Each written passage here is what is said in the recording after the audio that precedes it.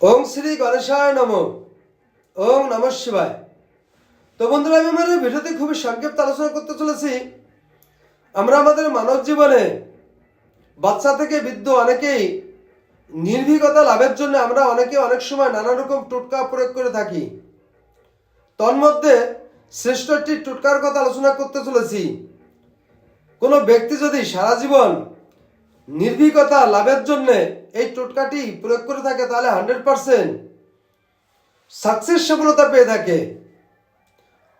তো তেঁতুল গাছের পরগাছা চিত্রা নক্ষত্রে এনে শিশুদের বা শিশুকালে কোনো শিশুর ডান হাতে দীর্ঘদিন বেঁধে রাখা যায়, তাহলে ওই শিশুটি ভবিষ্যতে নির্ভীকতা লাভ করে থাকে।